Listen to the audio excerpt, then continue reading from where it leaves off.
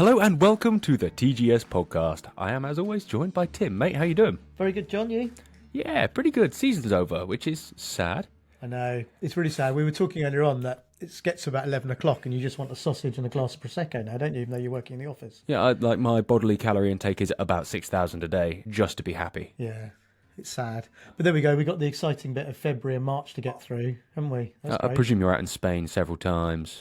Yeah, if only. I don't lead your lifestyle. If I led your lifestyle, I would be in Spain twice and then probably off to Tierra del Fuego to do a bit of fishing, shoot some doves up in Cordoba. And TGS would be bankrupt. Yeah. Yeah. So it's a tough life being responsible with money. Yeah. Yeah. Right.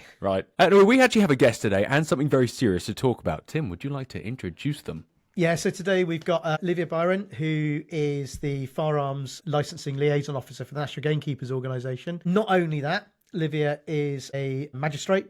She has a master's law degree, a master's degree in engineering, is a safeguarding officer for the NHS, and has been a RNLI lifeboatman. So basically, Livia is Superwoman.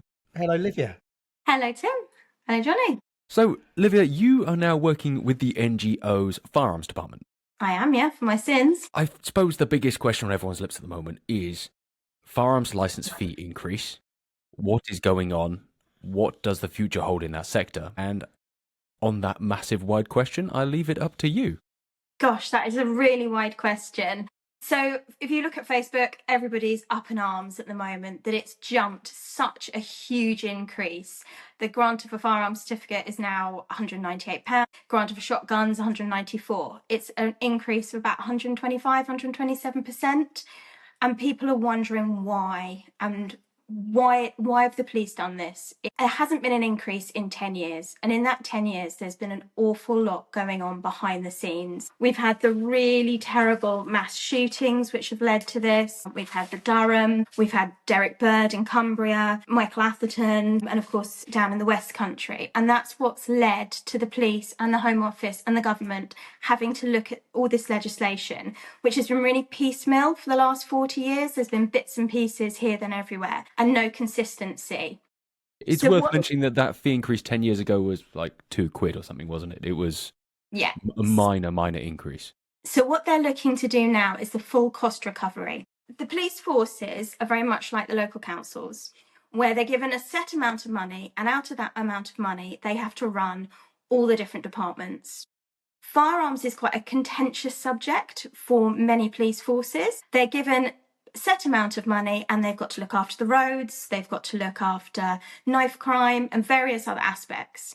We have been under that budget for a long time, and it's too much money for them to run the departments on. So they're looking at it as a leisure device. So they want us to pay the full cost of recovery for those licensing, so it doesn't come out of the police budget. So I suppose looking from that sort of Facebook perspective, one of the bigger things is that they made us have these licenses in the first place and ergo they should pay for it. How true is that, legally speaking?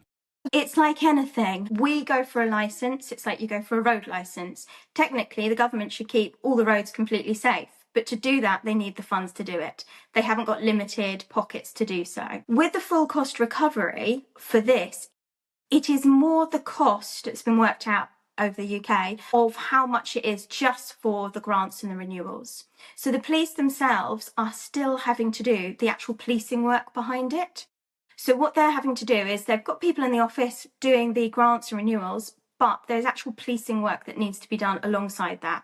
So if there's any road rage, if there's any incidents going on throughout the life of that licence, that's when their policing comes in. So the full cost recovery is not going to run the full firearms team, but what it's going to do is just pay towards those grants of licences.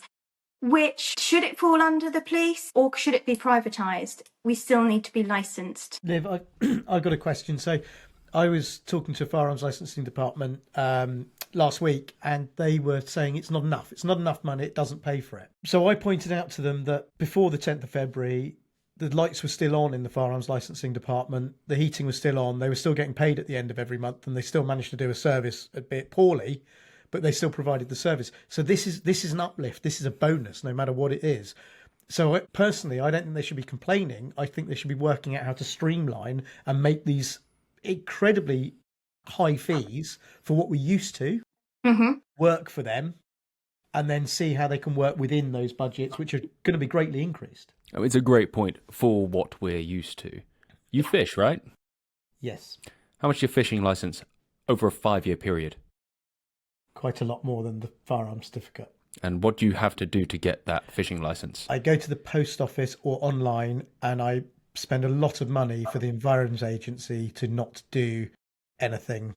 Yeah, I see your point, actually. I mean, the Environment Agency do something. I should be on their side there. Hey, they stop people netting over Southampton water. That's something. Yes, they do. But they don't really... They're not doing the same work that's behind the scenes of a firearms certificate. Yes, comparatively. So I think, just playing devil's advocate, I still think, I mean, £195 is 127% uplift, as you said. It's still not bad value looking at every other country in the world. To just even get like a hunting license in Germany, for example, is a huge amount of money. And I want everything to be free, but it's still not that bad. I put my head above the parapet and wait for Facebook to start. It's not terribly bad when you start comparing it to things. What it means is, it will hopefully make my job easier, is I've got more sway to then go and say to people, we're paying you now. We're paying you proper money. So we actually want more of a service. We can actually demand that it's done inside of 12 months, potentially, as a start. That would be good, wouldn't it? Essex and Warwickshire managed to get it done in weeks, let alone, they don't even go into months sometimes. So the disparity between all the forces really needs a kick up the backside. And hopefully, with this injection of money, they can put it into the budget. They know more what they're getting. I think Kent's got about 24,000 licence holders. So they can work out throughout the years how much money they've got, the revenue that's coming into there. They can then look at staffing.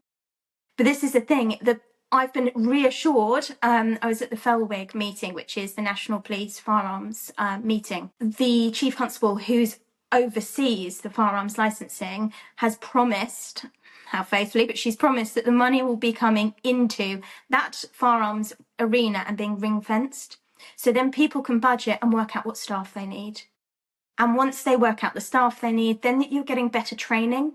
What you may not know is there's lots of FEO courses which are being developed, which we were asked for our input in at the firearms meeting. So we're able to have firearms officers nationwide who are all singing off the same hymn sheet.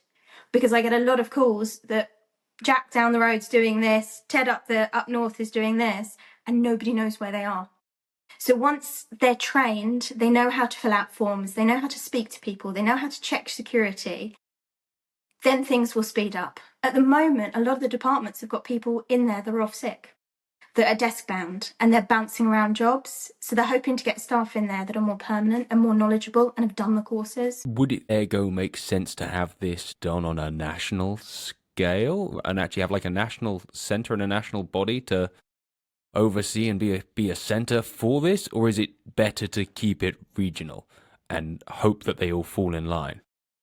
The plan is that it all falls in line. They all do this course and everybody sings from the same hymn sheet.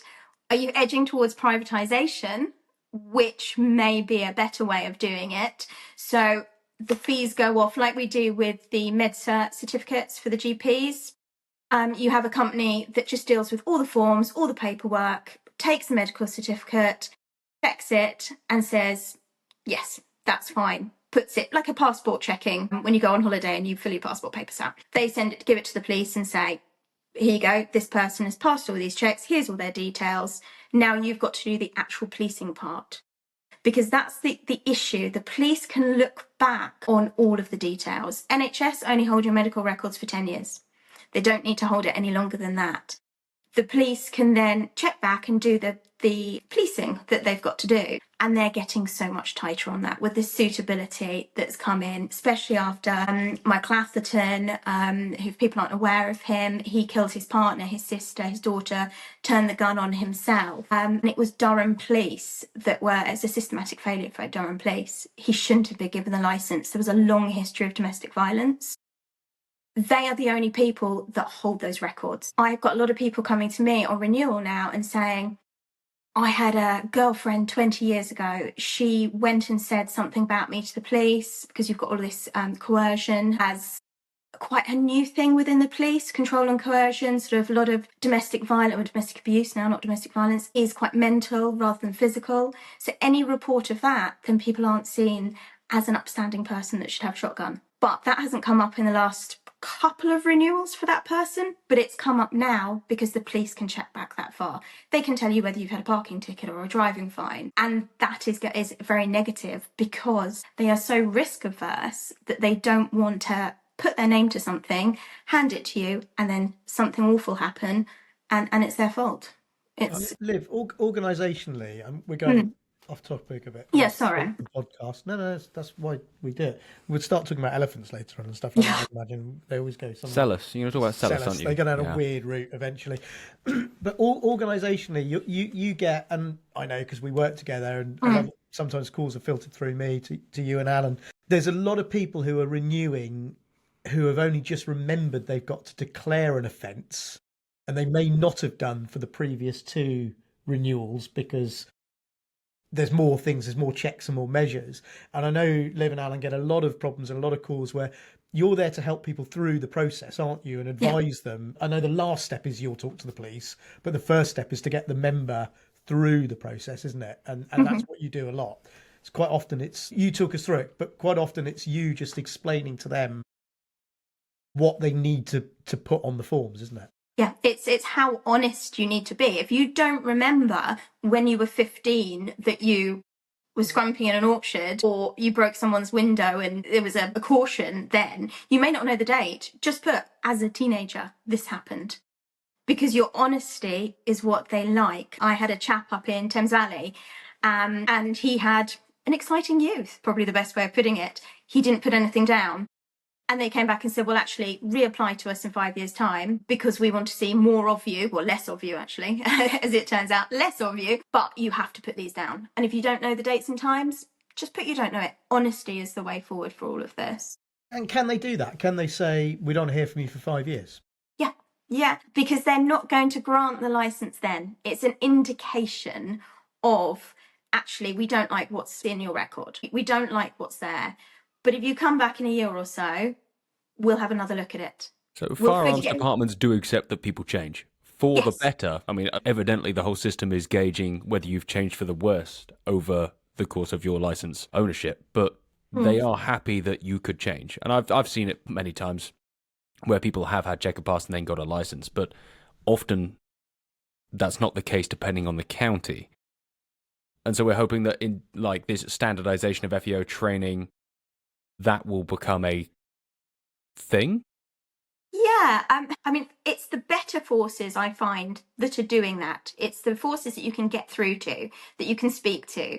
There's a couple, I'm not going to drop names in, but there's a few forces where you'll send them an email and you have to wait till it gets to the top of the pile. When it gets to the top of the pile, they'll acknowledge you and then you just get filed. There's quite a few forces like that. The ones that you can speak to that actually acknowledge the reason that you want the gun, be it that you want to go clay shooting, be it that you're game shooting, they're the more human ones. And they're actually the officers which are much more engaged with people and want people to not fail. The police don't necessarily want everybody to fail and say, absolutely, we don't want you to have guns. They've just Not got according to Facebook. Yeah, not according to Facebook. And a lot of forces will spoon feed people through the process, but they're the good forces that have got people and you can get hold of. I remember at the British Shooting Show, well, every year at the British Shooting Show, I'll end up having a chat with an FEO, not from my home county, but from a county that is a shooter who's just there either for work or for pleasure. And I often wish that that was my FEO. Yes. How fun would it be how much of a conflict of interest is it for every FEO to have a shooting background? Is there any conflict of interest there at all? Or is it better that they're independent? Like, what is the ideal FEO? I don't think there is a conflict. A lot of FEOs will clay shoot and target shoot. No, I don't think there's a conflict because they're professional people. They're generally ex-military or ex-police anyway. So I think there's, as long as they declare it and they know it and they're not treating people any differently, I don't think it is a problem. But for them to actually have that interest, let's make it a lot easier when they know what a 3006 is. Yeah. Yes. Yeah. Yeah, I think so. I mean, I live in Brighton, so a lot of the officers down here, the FEOs, don't shoot. And it is harder when you're trying to explain something to them. It's not a conflict of interest at all. I think if you like boats, you go and work at sea. If you like horses, you go and work with horses. It's something that you lead into. I still find it extraordinary. I can remember many years ago, the NGO had a firearms licensing head called George Wallace, George was fantastic, and he was very much the old school when it came to dealing with firearms licensing teams. He was probably slightly more headstrong than you or Alan would be. But I can remember being in a meeting in the Home Office with him, and he said, look, it's absolutely quite extraordinary at the minute. He said, I go to the DVLA for my driving licence, I go to the Home Office for my passport, and I go to my local copper for my firearms certificate. And he said, it's absolutely bonkers, and it's why it costs so much money. And that's leading us on to the privatisation or centralisation. Mm-hmm. Departmentisation. Yeah, how we want to look at it. But from memory, and Liv, you might be able to steer us on this, it's the chief police officers who want to retain the ownership of it at the minute, isn't it? As soon as they get the chance to get rid of it, they panic and want to keep it. I think they want to keep it because it's crime within their area. And if they know who's holding guns, it's a lot more on their system. The police systems throughout the country do not tie up with each other at all. They all run on different systems, it's quite shocking. You think that you could drive from here to Norfolk and you'd be on the same software. I mean, it's beyond my pay grade, all of this, I don't really understand it. But it's not. It's on completely different systems. Can I just make a point for people listening to the podcast? It is 2025. Just in case you thought you'd drop back into the 80s. Yeah. It's quite extraordinary. Sorry, Liv, go on. It's bizarre. It's completely bizarre. And on that case, some forces don't want you to use paper forms anymore. You can use paper forms. It's against human rights for you not to be able to use paper forms. But I'm glad that's a human right. It is a human right to be able to use that. It's why we've got the Human Rights Act. It's fantastic. It is my human right to use a paper form. Yeah, which I think's right. But because the annoying thing is you go online and you start filling out the form, and I've done it for a lot of people, and if they don't have a detail, it crashes. And you can't go back to that page. But Hampshire have got a different system, and you can go back to that page. Yeah, now. I was going to say, I've done mine through Hampshire. Hampshire is actually a fantastic online system. Really, really intuitive. Yes. So but Sussex is other forces to copy what Hampshire are doing. Only with the online application form. Oh yeah, not the way they behave as a firearms licensing department. No, that'd be a disaster. Which is very safe. Very safe gun county. So they don't do anything bad, just maybe not as quickly as other counties. But there's a lot more people here than in other counties, in many other counties. Hampshire's got a lot of people. And you've got an island as well. So do you want it? It's very spread. It does. It's very spread. No, I know that Lou down there who runs it, she's very nice actually, and she's quite new in post. And she's come in, again, looking at a lot of suitability. So a lot of the delays down there are looking at suitability. And I think they've had quite a lot of staff illness down there as well. So they've been quite man down, not making excuses for them, but it just highlights that different forces have got different... Well, post-COVID, they got it down to 2 months. Unbelievably, and then went back up to return to form. I think is probably the best way of putting it. They returned to form after COVID. So, in your opinion, if you could have the Carlsberg of all firearms licensing departments, how would it run? So, what are you looking for? What's the ideal? Connectivity, timescales, etc. Timescales. What would make your life easier? What would make my life easier? Oh gosh. Going to work for someone else. Yeah, no licenses at all. I think there isn't. It's like buying a house. I think that's probably the best way to put it. I've bought and sold a house once before in a month, but I was buying somebody's house that were moving into a care home and I had nothing to sell. That was nice and easy. There were just searches to be done. Wonderful. A lot of people struggle with their GP, hence we recommend MedCert. And so GPs can hold people back dramatically. So then it's not down to the firearms. But I would like to think that they could turn something around in 6 weeks. I can't see why they can't. From getting the form, speaking to the GPs if need be, from going out and visiting, doing the home visit. Sometimes that doesn't tie up. People work from home, some people don't work from home, some people are only home at weekends, evenings. There's a lot going on there. Regarding home visits, what's the purpose for visiting the home is mostly to check security, correct? No. Is what, to see if they've got... what, dead bodies? Children in the basement, that sort of thing.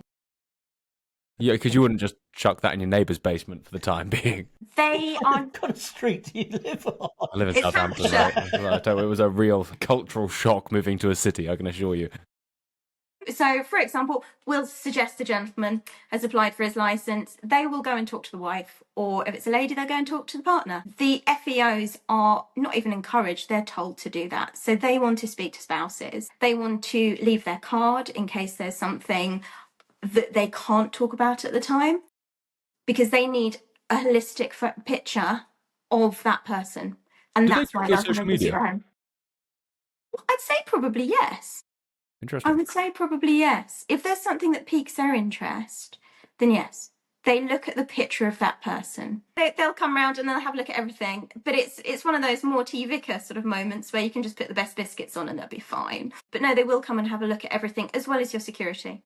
And there's lots of moves now. I mean, I think it's been since 2020, I think, top of my mind. They'll look at the area you're in. They'll look at the crime in that area. They'll look at the issues, how many guns you've got. And people are now finding they're asked to put alarms in.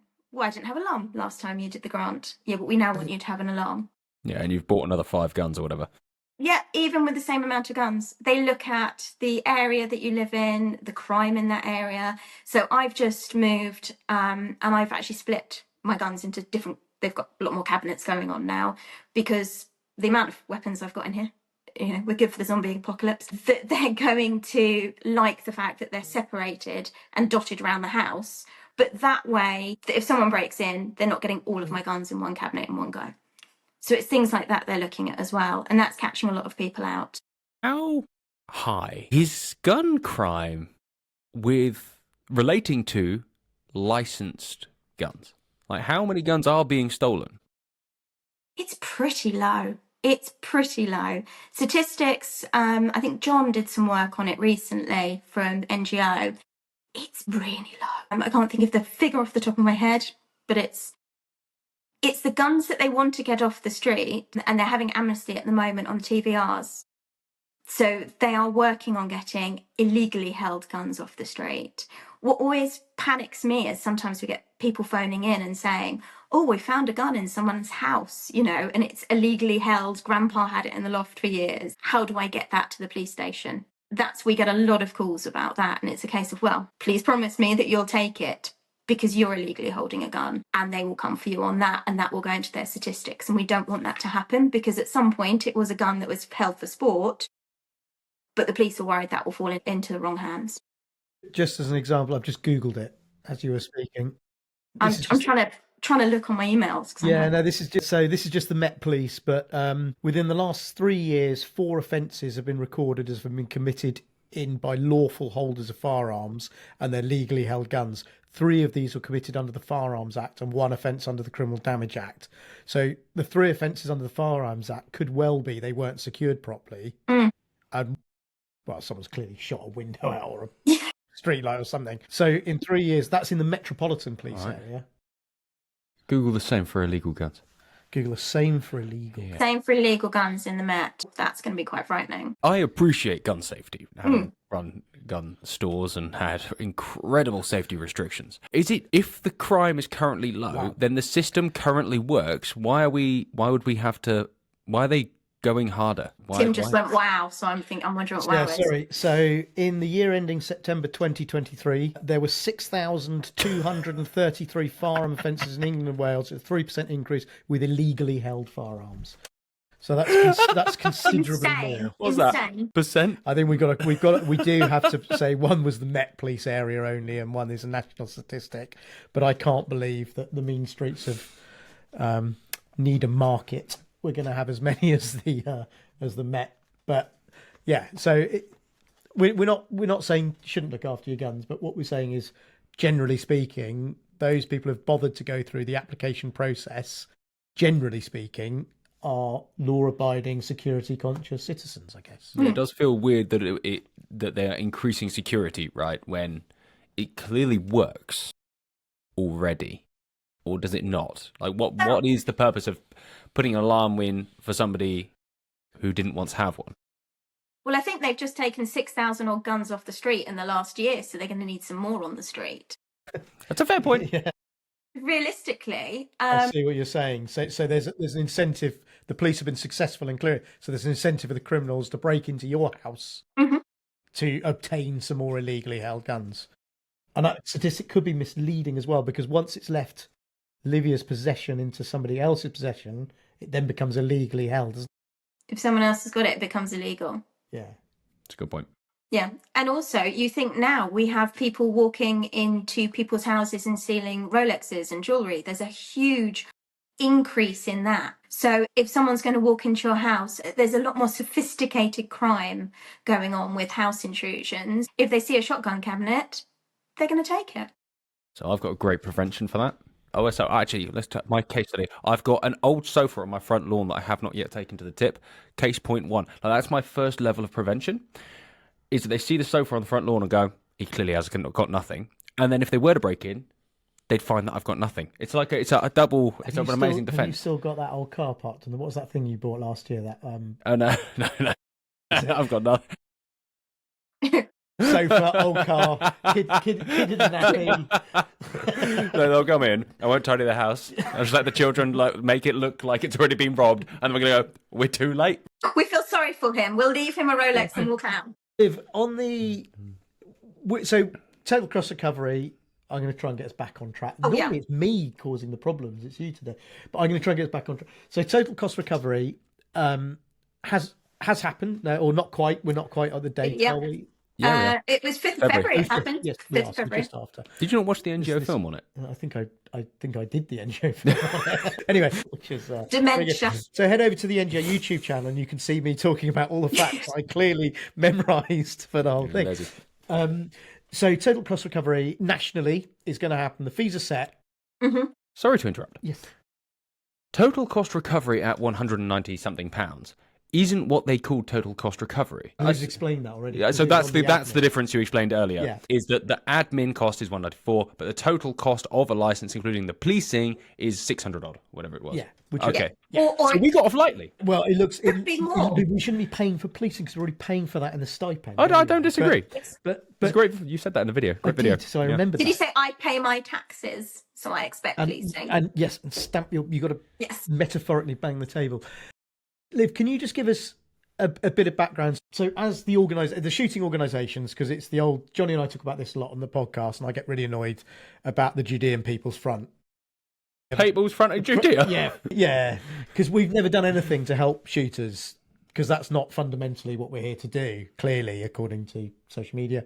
Yeah. So can you just step back a bit and just say what we collectively, you and Alan did, and then the second part of the question is, what have we asked for? So how involved were you, and what does the future look like? What does the future look like? What are the NGO asking the police to do now they've got all this filthy lucre? So Alan started off by attending meetings, bless him, with sort of Home Office, and he sort of prepared arguments against the cost going up, but then agreed that actually we do need to increase to a certain degree, but it has to limit the fees to recover the full cost of the licensing process, not the full cost of the policing. So we've argued that's happened. I, as I said, went up to the Felwood meeting at the College of Policing, which they've invited me back to as well this year, which I must, and I ate lots of biscuits. But they're very good, and they ask our opinions. They want to know from the shooting organisations how this is going to impact, what they can do. And again, as I said, the FEO course we're quite heavily involved in. So this is not just an us versus them. This is us working together. Yeah, we couldn't fight against something that we know is coming, but what we can do is shape it. We can add our 2 pennies worth. We can argue against it. It's checks and balances.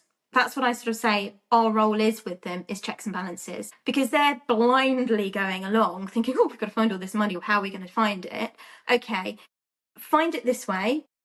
We'll support that to a degree. However, you can't be not ring fencing it for this. And so we've had lots of discussions with them, lots of input with it, which is ongoing as well, to try and get them working. So I've sat there at the conference and said, look, Essex, fantastic. Paul, who I've spoken to today, actually, you go and have a chat with this force over there because they're really struggling. Tell them how you're doing it. So we're quite involved in that aspect of it as an invited guest. And it's quite nice to be an invited guest to something like this because they want you there, as opposed to someone that's just turns up. So we're just continuing really to fight and put the members' voices out there to get the best service that we can get because we're now paying for it.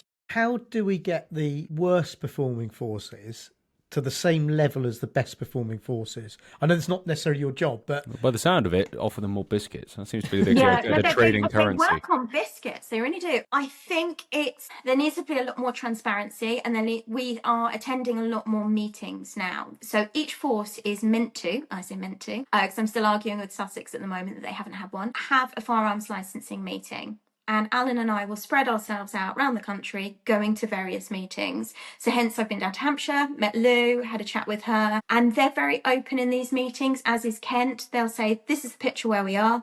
This is our outstanding. This is what we're thinking of doing. This is sort of a pie chart of how our office is working. Kent, for example, was saying, the way their licensing falls, what they were going to do is offer people a chance to renew before the price increase, because then it will just cut their workload down as the years roll on. So if you're going to renew last year, then it'll be 5 years from that. But rather it being very heavy on renewals, which somehow it seems to fall on, they're sort of working it back way. But it's taking Alan and I think, going around different forces saying, well, have you tried this? They're doing that. Because there's case studies of good forces, and so you kind of can see a solution, or there are solutions ready for them. This isn't an unsolvable problem. It's shadowing, I think, between the forces, and a lot of that comes down to staffing. The police force, along with, I'm ex-military, and you used to move from post to post with certain years, and you'd walk into something and think, I've not got a clue what this role involves, but in 3 years I'll be an expert, sort of thing. Oh, and I'll just be leaving. And that's the same way the police is happening as well. So you get an officer come in as part of their paid role to jazz up the firearms office, but then you've still got the FEOs in there as well. So the FEOs course will hopefully bring them up to a professional standard. They'll be able to support the top brass that comes in to oversee the department, and the department will run nicely with the FEOs that are now professionals. But it's just getting that standardization across the UK, and that comes, I think, from a lot of these meetings with us being involved and going to. And I always walk in and say to the police force, I'm not here to debate you, I'm here to support you. I'm the buffer between me and the members who are getting really cross that you're not answering the phone or doing anything. So I'll buffer that for you, but work with me. With this, with an increase in fees, a lot of people said, look, I don't mind paying the extra. I did work it out earlier. It works out to 76p a week, I think, or it's very little. So I don't mind paying the extra as long as I get the service I'm paying for. So we don't want to go out for a meal and have really bad food and really bad service. You'd probably complain. Will there be additional recourse now or not? There should be. And that's where, if something does go drastically wrong or takes time, because there's got to be a bedding in period with this. Fortunately, it can't be a case of, well, I've paid my money and actually, do you know what, I expect it now. There'll be a bedding in period. As I said at the beginning of this, it's all budgeted, and the budgets are done sort of yearly by the Police and Crime Commissioner. They'll say, we're allocating X amount to this. Yes, you've got your full cost recovery, but there's additional money that needs to go into there. And the people that genuinely have the issue with it are the slightly more complex cases sometimes. So, they don't see what's going on behind the scenes of, oh, they're just checking this, or this has been lost, or your GP's not come back. So there'll be that bedding in process. But once that's done, so 6 months to a year, actually, if they're not performing, that's when we can go to the Chief Constable, we can go to the Police and Crime Commissioner. I have gone actually to the head of the College Policing, the Felwick chap, and sort of said, can you help us out here? Previously. So there's a lot of communication, but it's just got to be bed it in, and then, we've got a lot more recourse. You're paying for a service. Overall, we're not happy that it's more money, but it's not that much money, so it could have been much worse. This more money should give us a better service, but it's going to take some time, and so it's not the end of the world. No, I don't think it is. Of course, none of us like paying more, but everything's more. Petrol's more. I mean, if we just look at the basic, actual cost of living inflation over the last 5 years, it's not far off 100% anyway, so... Yeah. Do we think... That's more of a question for you, actually, John. You're heavily involved in clay shooting. Yeah, I do a bit. You do a bit. I watched you do a video or two now and again. I think game shooting's a different story, and certainly gamekeeping, Liv, is definitely a different story because it's like an HGV driver. We have to have these things, right? So we need them as a gamekeeper. You can't not have them. Is it going to stop people clay shooting? I think if we look at the big picture here, it's 76p a week to have a license, you said. Something like that that, ballpark, right?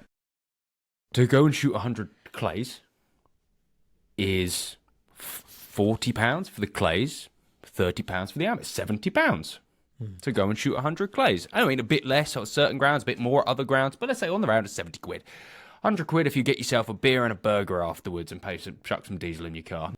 I don't want to sound like an arsehole, but it's going to come across that way. If you are worried about the extra £100 per 5 years, you're probably not shooting that many clays. Yeah. That's as simple as that, right? I get the logic. I do get the logic. So, I mean, I think the trouble is some of the announcement, I think there's a couple of things. The announcement was sprung on us, Liv. That's right, isn't it? Yeah. We knew it was coming, but we didn't know it was coming tomorrow. Yeah, and they put the date in literally tomorrow.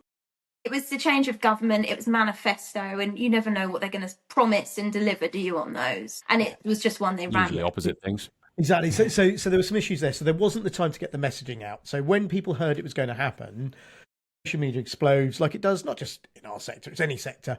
And I was looking at things saying 600 quid for a shotgun and firearms certificate, 400 quid. One bloke put 1,290, I think. Isn't it like it's 400 quid for an RFD?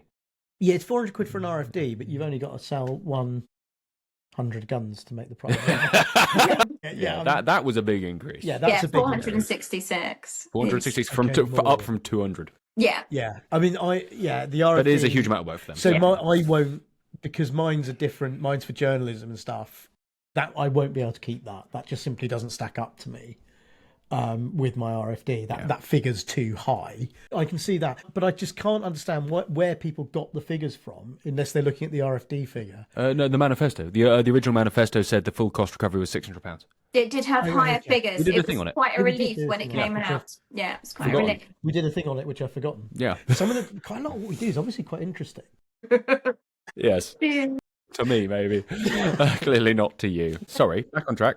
I think the worry for me when the figures were coming out was we're a gamekeepers organisation. You know, it's not the highest salaries in the world, let's be honest. It's vocational. Is it going to affect people? As you say, 76 pence, it's not a huge increase. But the estate can pay that, right? Though in my head, like if you're a keeper struggling to pay your extra £100 for your firearms license, that's a work expense. Well, yeah, you say that. A work expense, yeah. Surely. Yeah, tax deductible.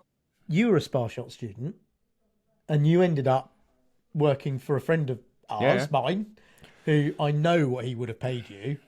Yeah. And it would have been in Haribo, probably, knowing him. So yeah, it was a lot of money. But you know what I did? And the same as I do now. If I want something that's quite a lot more money than just, walk-in cash, I sacrifice something else for it. Or I save up. Well, yeah, but there's a difference. The point that Liv made is that you were doing it back then because you had to have it for your work. Mm. Yeah. Right? And as a trainee, I'm playing devil's advocate a bit here. As a trainee, that's quite a lot of money.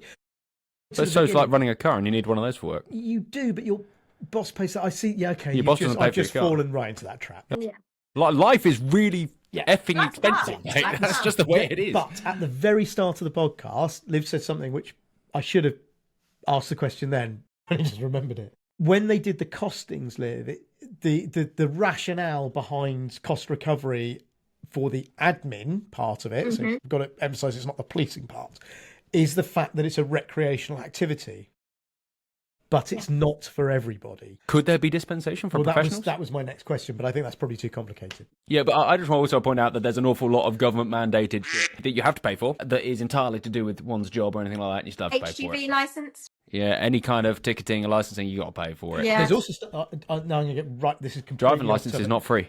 Don't get me started on public tips and pickup trucks, right? So I now have to. This is much more. You get important a special license, don't you? Yes, Yep. and this is more important than firearms license. When you just chuck on the side of the road like everyone else. That's why people chuck it on the side of the road, because we're paying our flipping council tax, and just because I've got a pickup truck, I now need to pay to go to the tip. Used to get 8 free visits, I now get none. That seems fair because 8 free visits wouldn't cover anyone commercial. I can get more in my wife's estate car than I can in my thing, so I put all the asbestos in that now. Well, have you got any free visits left? Can I put my sofa in the back of your truck? No security. Just love the idea of you living in Tufton with a sofa on. You see, I used to joke about people like me. What were we talking about again? You went on a rant about it, like professionals needing to pay it, but if you need it for your job, are you telling me there's not a gamekeeper out in the world who doesn't actually enjoy the gun aspect of their job as one of like the benefits, the juicy bits? I'm not going to tell you that because that's probably why they all own their own firearms and buy them themselves. Yeah, otherwise they'd have an estate paid for license and use estate guns, and I don't know many keepers who just use an estate gun because it's the fun part. It's one of the fun parts of the job, right? Yeah. Why do you want to become a gamekeeper? Get to ride around with a gun and a buggy? Yeah. And then no one tells you about the horrific like hours and the pay and the actual having to work. I do think most rational people will look at the outcome and think, oh God, this guy I've got to got to find another 150. It's just more money to the government, which is not fun. But I don't think people will stop shooting from it. No. And I think there's other issues when we talk about lead and we talk about steel. I personally don't think that will stop people from shooting when the transition happens. Yeah, I think if we just talk about the basic price increases in game shooting over the last 10 years, if that did, that would stop someone. Yeah. 76p a week. I mean, Livia runs heavily involved with the shoot down in Sussex. I mean, have any of your guns said to you, God, I've got to spend another £100 over 5 years for my shotgun? I bet they have. 100% they sit there whinging. No. Some people complain about the cost of cartridges. Yeah. Cartridges, £120 a slam. I'm like, that's 2 pheasants. Yeah. It's 2 pheasants. No. The only moans I've ever had was when all the mortgages shot up. Do you remember that? You had that huge increase. And I've had a few people go, don't tell my wife how many days I've had because I've said we can't have a holiday, but I'm shooting. Yeah. And that's a really good point, isn't it? Yeah. I think that's lots of things go up and down. We all save money for our hobbies, and you know what? That your budget might change, but you'll still earmark some cash for what you love doing. It's a luxury. Yeah, and we need them. That's what we work for. Yeah, I think so. So you're fairly confident it won't affect clay shooting? No more than the pretty horrific inflation we've had already. Like there is way bigger global financial issues than £100 more for a firearms license in terms of actual effect upon one's income and disposable parts of it. Yeah, I think the outcome for me would be an uplift in service for the very worst offenders. We'd be very happy with that. I'd be very happy if someone answered the phone at various places. Yes. Yeah, I mean, if they could man the phone at various forces based on this money, that'd be fantastic.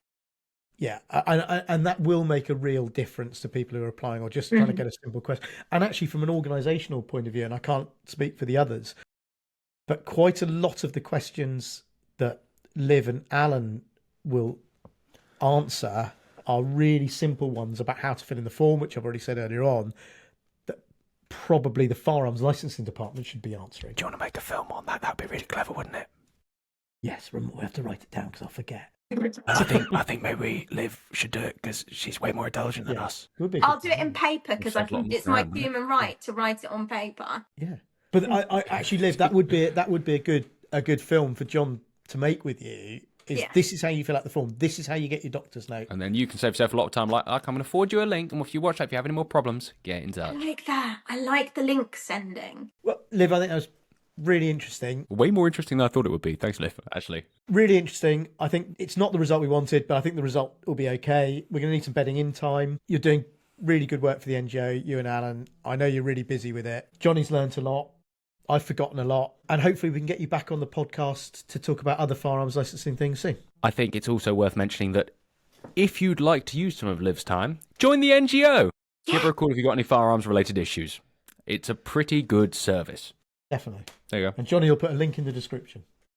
100%. We'll just go to the NGO website, search NGO Gamekeepers, and it comes up on the internet. And if you want a paper application form, it is your human right to do so. So make sure you send a carrier pigeon requesting a paper membership form, or go to the British Shooting Show, and you can fill one out there.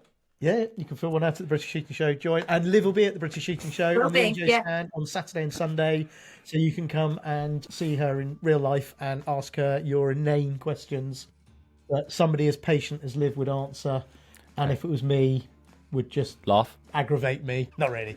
Guys, thank you very much for listening. We'll catch you next time. Thanks, John.